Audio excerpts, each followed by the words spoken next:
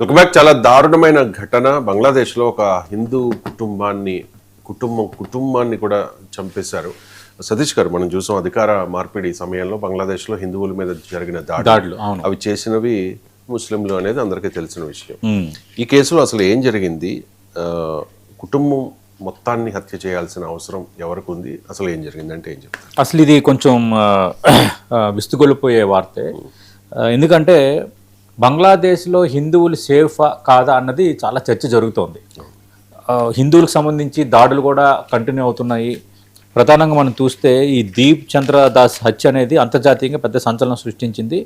2025 డిసెంబర్లో మోక దాడిలో ఆయన కొట్టి చంపి మృతదేహాన్ని చెట్టుకు వేలాడదీయడంతో భారత్ కూడా చాలా తీవ్రంగా స్పందించింది.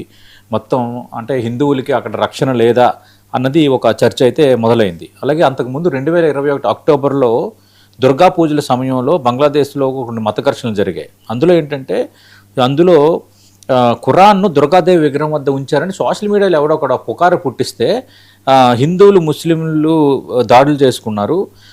2013 నుంచి 2021 వరకు హ్యూమన్ రైట్స్ వాచ్ ఇచ్చిన నివేదిక ప్రకారం హిందూ సమాజంపై బంగ్లాదేశ్లో 3679 దాడులు నమోదయ్యాయి. అంటే పరిస్థితి ఎలా ఉంది? హిందువులు బంగ్లాదేశ్లో సేఫ్ కాదా అన్నది ఇట్స్ బిగ్ ఇండికేషన్.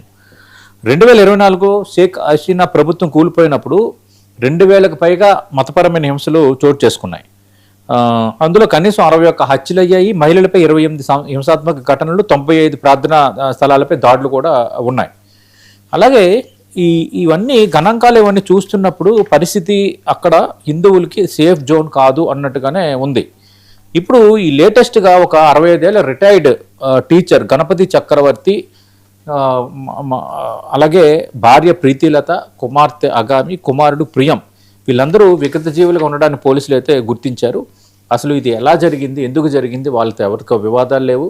ఆయన గత సంవత్సరమే ప్రభుత్వ టీచర్గా పనిచేస్తూ రిటైర్ అయ్యి ఇప్పుడు హోమియోపతి ఏదో ప్రాక్టీస్ చేస్తున్నారు. కానీ ఈ విధంగా సవాలు జరగటం వెనక ఏమైనా హిందూ వ్యతిరేక కోణం ఉందా అన్నది ఇప్పుడు పోలీసులు అయితే విచారిస్తున్నారు. అయితే చంపిన వ్యక్తి, హత్య చేసిన వ్యక్తి ముగ్ధో సిద్ధార్థ అంటున్నారు. మరి ఆయన కూడా హిందువా బౌద్ధ అనేది ఇంకా తేలాల్సి ఉంది. ఏదేమైనా ఇది కొంత అలార్మింగ్గానే ఉంది. భారత ప్రభుత్వం నుంచి, భారత అంబాసిడర్ నుంచి ఇప్పటి వరకు కూడా ఎలాంటి అఫీషియల్ ప్రకటన రాలేదని అంటున్నారు.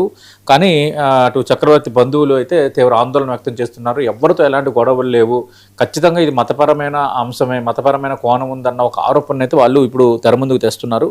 మనకు తెలుసు, గతంలో షేక్ హసీనా రాజీనామా తర్వాత కొంత పరిస్థితి చేదాటిన వాతావరణంలో దాదాపు హిందువుల ఇల్లు, వ్యాపార సంస్థలు, దేవాలయాలు దాడులకు గురయ్యాయి.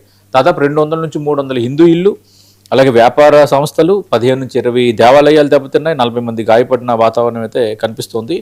2024 ఆగస్టు 21 నుంచి డిసెంబర్ 31 మధ్య, అంటే దాదాపు 5 నెలల కాలంలోనే 174 మైనార్టీ సంబంధిత హింసాత్మక ఘటనలు జరిగాయి.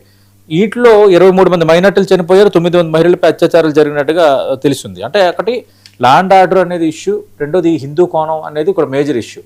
మనకు తెలుసు, ఇప్పుడు జావేద్ అఖ్తర్ మొన్న పాకిస్తాన్కి సంబంధించి హిందువులకు సంబంధించి ఏదో ఒక చర్చ ఏదో ఉంటే దానిపై చాలా గట్టిగా ఆయన స్పందించారు. అలాగే ఇప్పుడు బంగ్లాదేశ్లో హిందువులపై దాడులు అనేది గత 4-5 నెలలకు it became a big issue. ప్రభుత్వం కూడా చాలా ఇదిగానే రెస్పాండ్ అయ్యింది. అక్కడ హిందువులు సేఫ్గా లేరు అన్న చర్చ బలంగా జరుగుతోంది.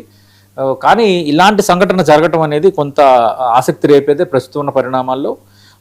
అక్కడ బంగ్లాదేశ్ పోలీసులు, డిటెక్టివ్ బ్రాంచ్ అధికారులు అయితే విచారణ అయితే చేస్తున్నారు. కానీ దీని వెనుక మత కోణం ఉందా లేదన్న దానిపైన అక్కడ అఫీషియల్గా పోలీసులు అయితే చెప్పలేదు. కానీ క్లియర్ కట్గా మత కోణం ఉందని చక్రవర్తి బంధువులు అయితే ఆరోపిస్తున్నారు. ఏదేమైనా బంగ్లాదేశ్లో హిందువులపై ఈ విధంగా దాడులు జరగడం అనేది కరెక్ట్ కాదు. ఖచ్చితంగా అంతర్జాతీయ సమాజం రెస్పాండ్ అవ్వాలి. భారత్ కూడా బంగ్లాదేశ్కు చెప్పాల్సిన రీతిలో చెప్పాలి. రైట్. ఇక భారత